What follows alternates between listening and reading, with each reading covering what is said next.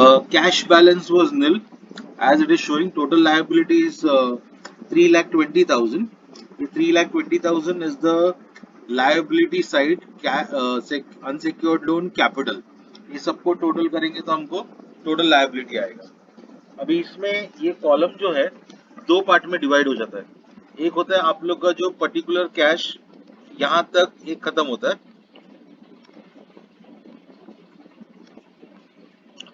और उसके बाद ये पूरा लायबिलिटी साइड जो है वो पूरा एक अलग से कॉलम है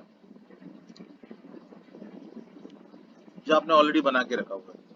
चलो will start with the work.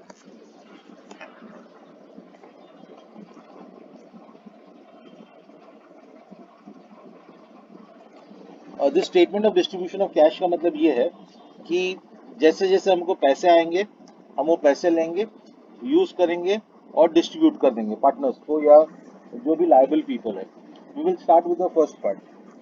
सबसे पहला चीज जो डिस्ट्रीब्यूशन के लिए होता है वो भी चेक हमारे पास कैश है या नहीं है करके।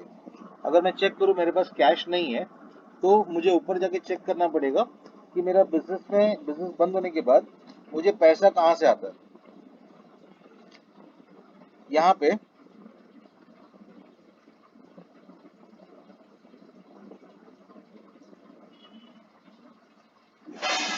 आपका बिजनेस डिसॉल्व हो गया है और इसमें डिसोल्यूशन के हिसाब से you are getting the first amount of dissolution amount. The asset was realized as under and the payment was received 1/4/2020 को you are getting the first amount of 60,000। तो आपके statement of distribution of cash में आ जाओ, वहां पे लिखो and do it together. पहले यहाँ पे लिखने का कि हमारा जो डेट ऑफ अमाउंट डेट जो है वो कौन सा तारीख को पैसे आ रहा है। The date is 1/4/2020।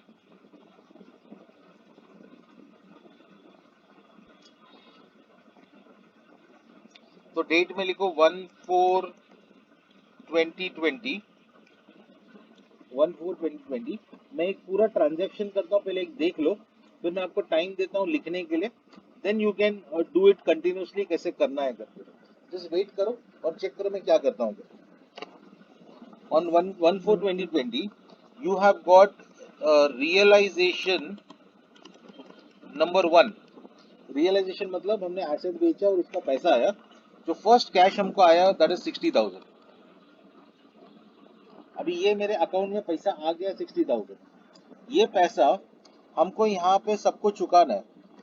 अभी ये जो पैसा हमारे पास 60,000 है, इसमें सबसे पहला हक जो है वो क्रेडिटर का है। तो जो 60,000 आया वो पैसा अगर मैं चुका रहा हूँ तो पहला जो प्रेफरेंस है वो जाएगा क्रेडिटर को। क्रेडिटर को जो पैसा चुकाना है दैट इज 1 लाख रुपीज। लेकिन मेरे पास 1 लाख रुपीज पूरा नहीं है, आई जस्ट हैव 60,000। तो मैं क्या करूंगा, पहला जितना पैसा है उतना मैं दे दूंगा। I have to go date by date. तो मैं पूरा लमसम एक साथ पैसा लेके वर्किंग नहीं कर सकता हूँ। I have to go step by step. तो पहला 60,000 है, तो ये 60,000 जो पैसा आया ये पैसा मैं डिस्ट्रीब्यूट करूंगा। तो I will be writing less paid to creditor. Creditor को 1 लाख रुपए देना है, लेकिन ऑब्वियसली मेरे पास सिर्फ आई जस्ट हैव 60। तो जितना पैसा है उतना पहला दे दो। अगर ये 60,000 में दे दूं तो मेरा जो कैश बैलेंस है वो नील हो जाएगा। लेकिन उसके सामने जो मेरा क्रेडिटर है वो 60,000 से कम हो जाएगा। अगर मेरा क्रेडिटर 60,000 से कम होता है तो मेरा टोटल लायबिलिटी है वो भी 60,000 से कम हो जाएगा। बिकॉज यहाँ का टोटल जो है बाकी सबको कुछ नहीं मिल रहा है, ये टोटल क्रेडिटर सब मिलके ही अपना टोटल लायबिलिटी बनता है। तो फर्स्ट पेमेंट जो हम लोग कर रहे हैं वो क्रेडिटर को है। तो 1 लाख में से 60 माइनस करूं तो मेरा क्रेडिटर बच गया 40,000। 3,20,000 में से अगर मैं 60,000 माइनस करता हूँ तो दिस बिकम्स 2,60,000। 94 को मैंने कुछ नहीं किया तो 94 वैसे ही है, 66 भी वैसे ही है एंड 60,000 भी वैसे ही है। मतलब फर्स्ट 60,000 मैंने पे कर दिया और बैलेंस नीचे ले लिया। तो ये कंटिन्यूस स्टेटमेंट चलते रहेगा। चलो पहले ये कॉपी कर लो। अगर कॉपी हो गया तो थम्स अप करो तो मैं आगे चलता हूँ। Just right it fast please. आज हम लोग को ये सम खत्म करना है, थोड़ा फास्ट लिखो please.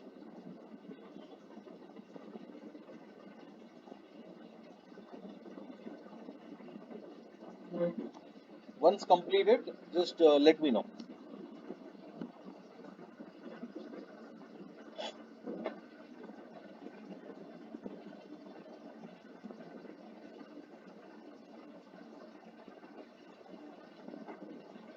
So it's a very simple part. Cash लो, कैश डिस्ट्रीब्यूट करो, कैश लो, कैश डिस्ट्रीब्यूट करो।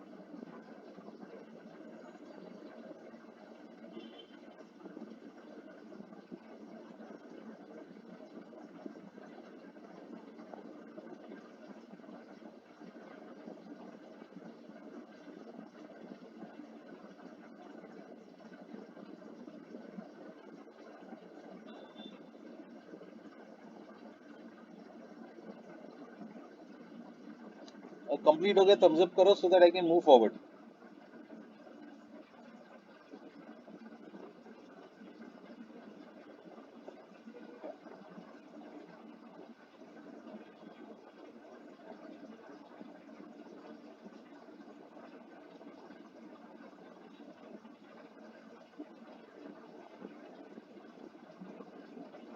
थोड़ा fast fast fast fast thumbs up देते जाओ, तो हम लोग फास्ट करें जरा।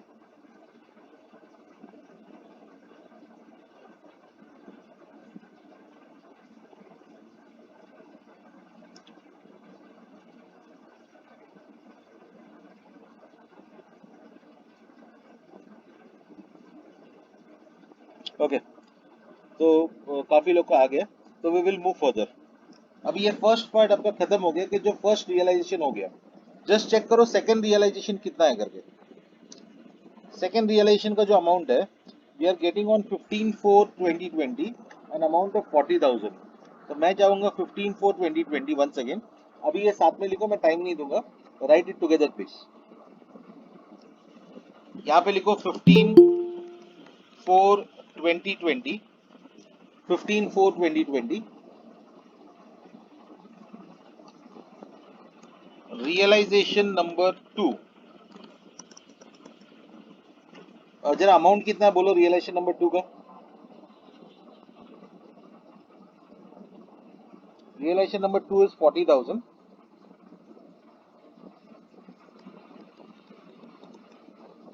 Realisation number 2 is 40,000। अब ये 40,000 कैश हमारे पास आ गया। अब ये पैसा हमको बांटना है। तो सबसे पहला जो प्रेफरेंस होता है क्रेडिटर है। क्रेडिटर को हमको देना कितना है 40, और फॉर्चुनेटली हमारे पास 40,000 आ गया है। तो अगर आ गया है तो पूरा का पूरा पैसा आप क्रेडिटर को चुका दोगे। तो यहाँ पे लिखो लेस पेड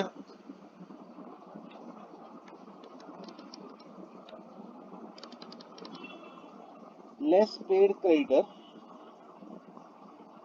फिलहाल क्रेडिटर को हमको 40,000 पूरा देना पड़ेगा, तो 40,000, तो यहाँ पे डैश हो जाएगा। तो जहां पे आपने किया वहां पे लाइन ड्रॉ कर लो पूरी तरफ। तो ये 40,000 आप क्रेडिटर को चुका दोगे, तो आपका क्रेडिटर नील हो जाएगा।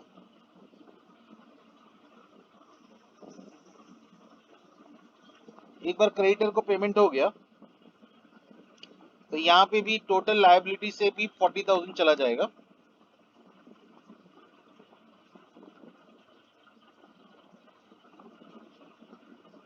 तो यहाँ पे आपको बच जाएगा 2,20,000 का liability.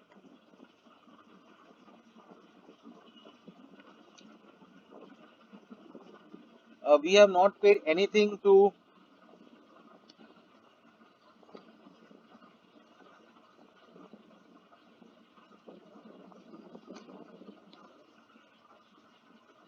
We have not paid anything to X Y and Z.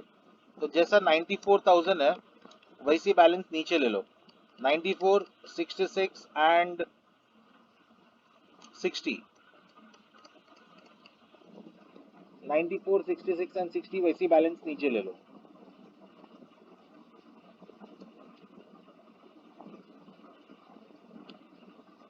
This was realisation number 2.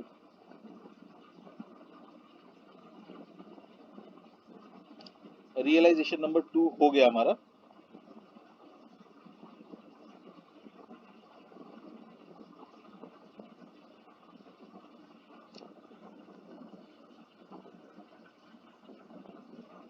अब नेक्स्ट वापस क्वेश्चन पे ध्यान दो कि रियलाइजेशन नंबर 3 आपको कितना आता है.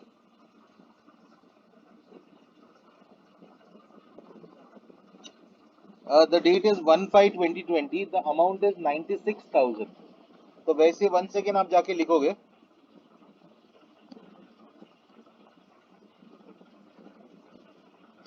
1/5/2020.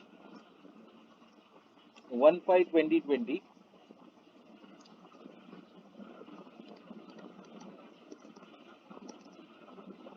Realization number 3, that is amount is 96,000. 96,000.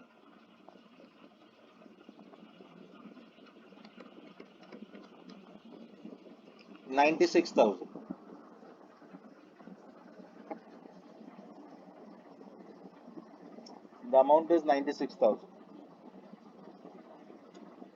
अभी ये जो 96,000 है, we have to distribute to the next preferential liability. Next preferential liability जो है वो हमारा कैपिटल है, x, y एंड z. अभी x को 94 देना है, y को 66 देना है एंड z को 60 देना है. अभी इसमें यह है कि ये तीनों को हम लोग साथ में नहीं बांटेंगे. We have to go as per our access capital method. अगर मैं चेक करूं तो हमने एक एक्सेस कैपिटल मेथड का डिस्ट्रीब्यूशन करके रखा हुआ है यहाँ पे. तो एज पर दिस स्टेटमेंट सबसे पहला पैसा जो है हम लोग को किसको देना है, the first distribution that is X Y Z में जेड को पहला 16,000 मिलना चाहिए. अगर उसको 16,000 मिला फिर हम लोग नेक्स्ट स्टेप पे जा सकते हैं. तो हम लोग को पहला जो अमाउंट है जेड को कितना चुकाना पड़ेगा, 16,000. तो क्या हमारे पास 16,000 है कि हमको चेक करना है. तो अकॉर्डिंगली हमारे पास 96,000 है, तो उसमें से डेफिनेटली 16,000 तो मैं दे ही सकता हूँ.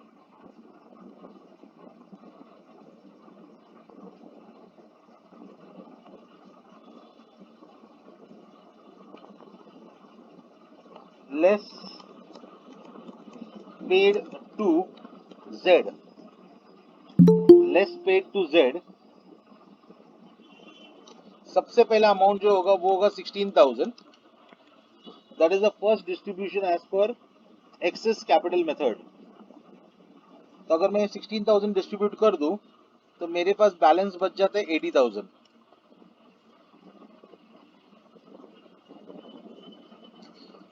अभी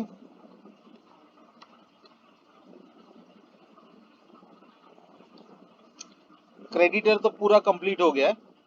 एक्स को हम लोग कुछ नहीं दे रहे, वाई को हम लोग कुछ नहीं दे रहे, जेड को डायरेक्ट 16,000 रुपीज दे रहे.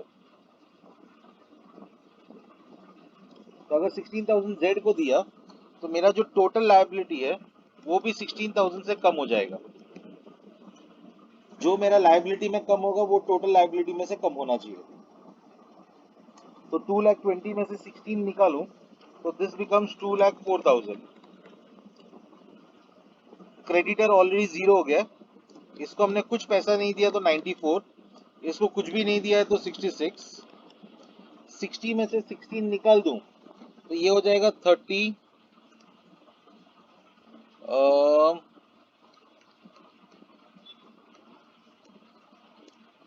44,000.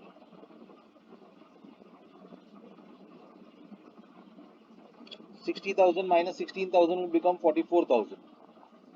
अगर यहाँ तक सबका लिख के हो गया तो पुट अ थम्स अप दो तो आई कैन जस्ट, या you can put down done करके.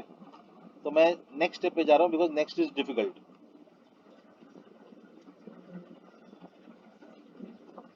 मैंने आपको बोला हुआ साथ में लिखो तो थोड़ा फास्ट होगा आप लोग के लिए.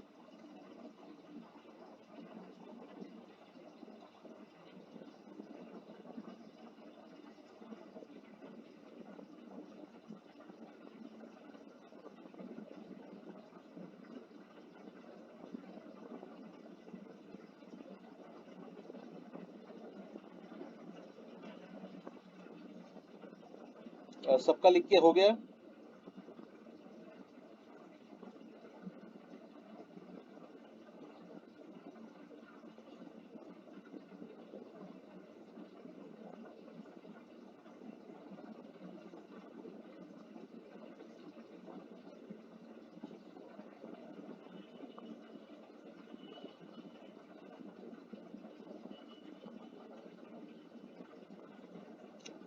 ओके, तो एज पर दिस स्टेटमेंट हमारे पास 96,000 था, 16,000 इज बिन रिड्यूस्ड, तो अभी मेरे पास 80,000 कैश बचा है। जब तक मेरे पास कैश बचा है तब तक मैं नेक्स्ट रियलाइजेशन पे नहीं जा सकता हूँ। I have to complete the whole cash and then I should go to the next realization. तो अभी फिलहाल मेरे पास 80,000 है। अभी 80,000 वापस मेरे को तीनों पार्टनर को देना है। तो अगर ये तीनों पार्टनर को देना है तो one second I have to go to my statement कि किसको कितना पैसा देना है करके। तो अगर मैं चेक करूं स्टेटमेंट के हिसाब से, जो फर्स्ट पार्ट ऑफ 16,000 है वो तो मैंने दे दिया है। First part of 16,000 is over. Now the second payment is, x को कुछ नहीं है, वाई को 9,600 है और जेड को 6,400 है। अगर मैं 9,600 प्लस 6,400 करूं तो total approximately 16,000 rupees one second होता है। मतलब y का 9,600 एंड z का 6,400। तो अगर मैं ये दोनों को टोटल करूं तो इसका टोटल अप्रोक्सीमेटली 16,000 होता है। क्या हमारे पास 16,000 कैश है डिस्ट्रीब्यूट करने के लिए? चेक करो प्लीज। हमारे पास कैश पड़ा हुआ है 80,000 रुपया और मुझे सेकेंड स्लॉट में सिर्फ 16,000 रुपया चुकाना है। तो क्या मेरे पास उतना पैसा है क्या? चेक करो। तो अगर मैं नीचे चेक करता हूं तो मेरे पास कैश 80,000 है और मुझे जो चुकाना है वो 9,600 एंड 6,400 है। The total of 16,000। तो ऑब्वियसली उतना पैसा मैं चुका सकता हूँ। तो पहले सेकेंड स्लॉट खत्म करो, लिखो less less paid y and z, less paid y and z। अगर मैं दोनों को टोटल करता हूं तो 16,000 का टोटल हो जाता है। अगर मैं 16,000 रुपीज चुका रहा हूं कैश में से तो मेरा टोटल लायबिलिटी भी 16,000 से कम हो जाएगा।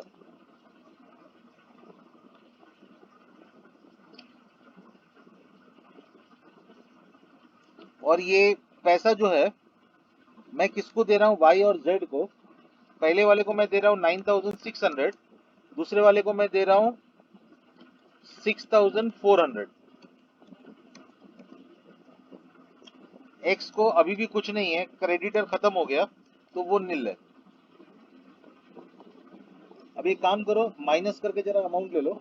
44,000 माइनस 6,400 कितना आता है बताओ? कैलसी पे चेक करके बोलो फटाफट।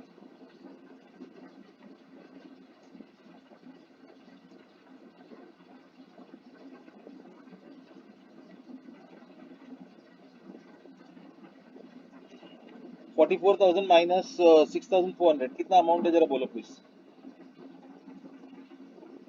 मैसेज में डालो प्लीज। इज 37,600। तो यहाँ पे बैलेंस हो जाएगा 37,600। 66,000 माइनस 9,600 करो। 66,000 माइनस 9,600 करो, चेक करो बैलेंस कितना है।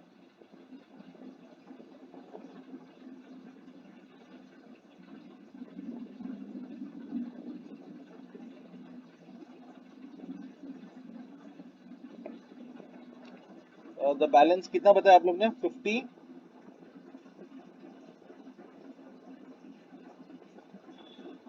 56,400। तो यहाँ पे लिख दो 56,400। 56,400 सेकेंड वाले का लिख लो।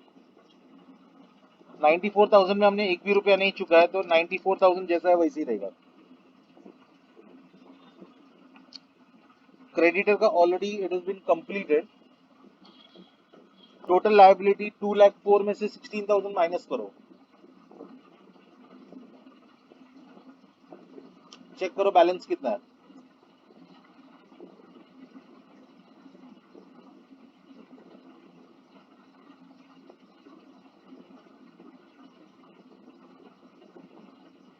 टू लैख 4 में 16,000 माइनस करके बैलेंस चेक करो कितना है। It is 1,88,000 and 80,000 minus 16,000 will give you 64,000, will give you 64,000।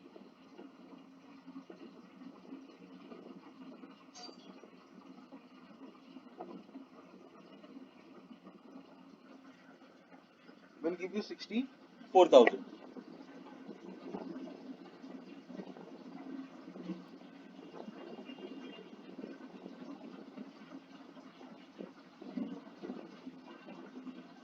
I hope यहाँ तक सब लोग का हो गया करके।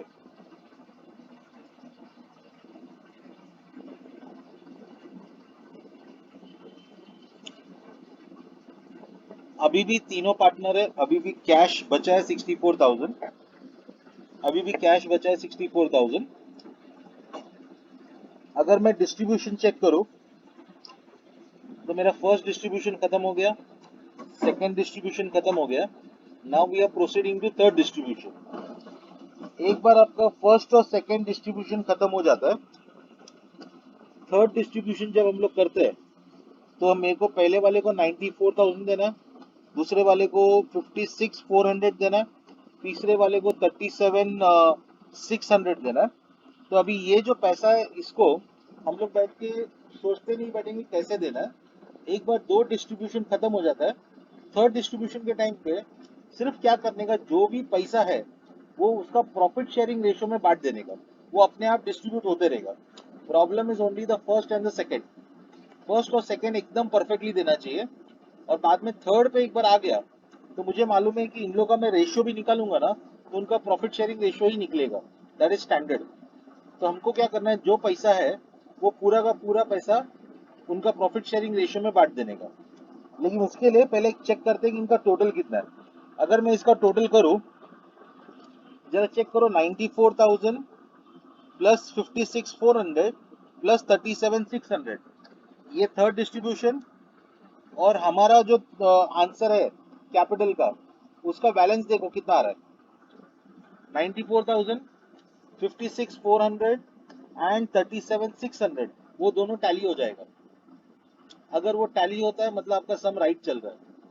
अगर वो टैली नहीं हुआ, वहां का थर्ड डिस्ट्रीब्यूशन और आपका यहाँ का बैलेंस एक्स वाई जेड का जो बैलेंस जो निकला है कैपिटल का, वो अगर टैली हुआ तो मतलब आपका सोल्यूशन राइट चल रहा है।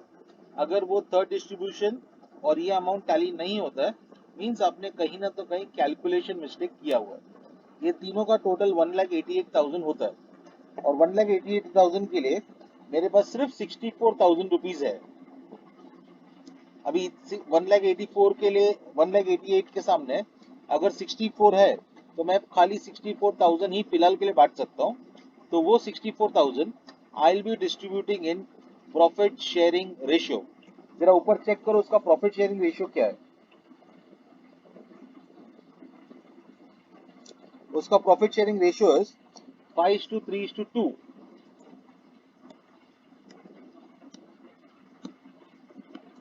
तो यहाँ पे लिखो,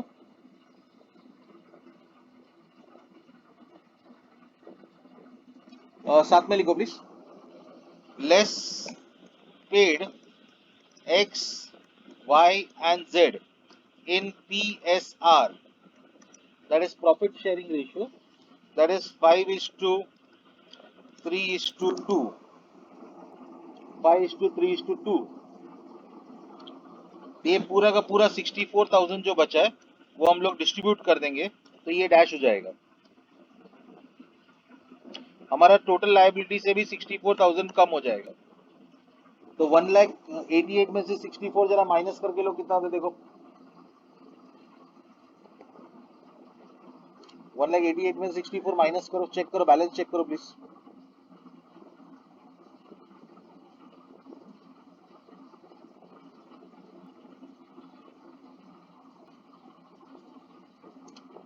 So let me know first.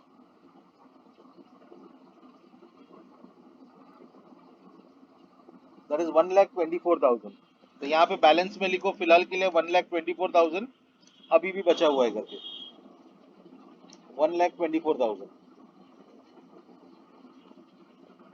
Creditor को डैश हो जाएगा, क्रेडिटर को डैश हो गया। अभी ये 1,64,000 5:3:2 का रेशियो में बांटो। अभी रेशियो आई होप सब लोग को आता रहेगा। तो करना क्या है, 1,64,000 इंटू 5 डिवाइड बाई रेशियो का टोटल 5 + 3 + 2 10 होता है। तो जरा आंसर चेक करो कितना आता है।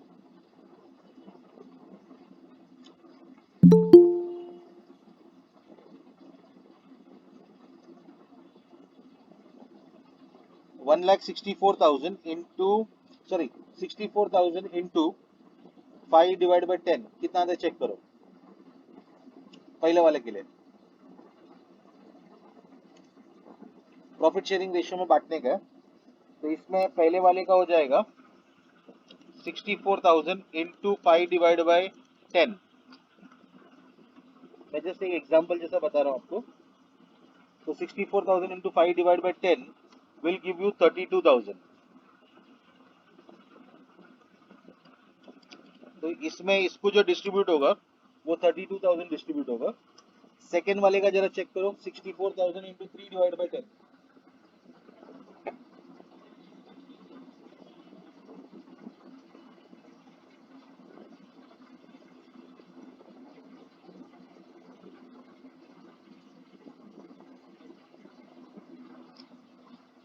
$64,000 into 3 divided by 10 is 19,200। और लास्ट वाले का कितना था, सेकेंड वाला 19,200, थर्ड वाला कितना है 12,800। तो लास्ट वाले का 12,800 लिख के लो।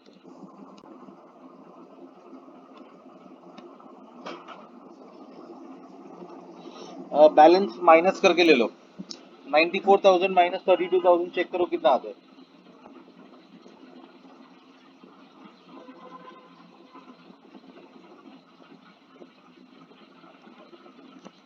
62,000 56,400 minus 19,200 will give me 37,200, and the last part is 37,600 minus 12,800 will give me 24,800, will give me 24,800। मतलब अभी भी x को 62,000 चुकाना बाकी है, y को 37,200 चुकाना बाकी है, z को 24,800 चुकाना बाकी है। मेरा जो टोटल लायबिलिटी अभी भी 1,24,000 दिखाई दे रहा है, और यहाँ जाके मेरा रियलाइजेशन नंबर 3 खत्म होता है। मेरे पास और कुछ पैसा आया कि चेक करो, अगर पैसा नहीं है तो सम यहाँ पे खत्म होता है। चेक करते हैं और कोई रियलाइजेशन आया क्या।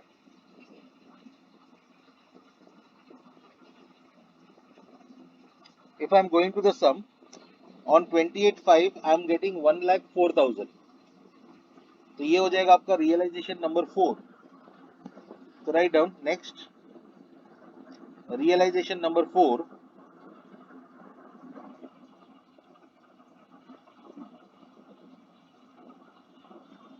और realization number 4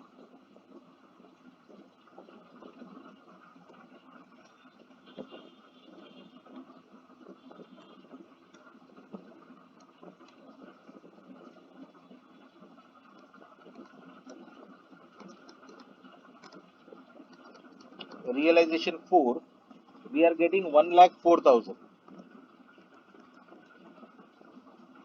we are getting 1,04,000।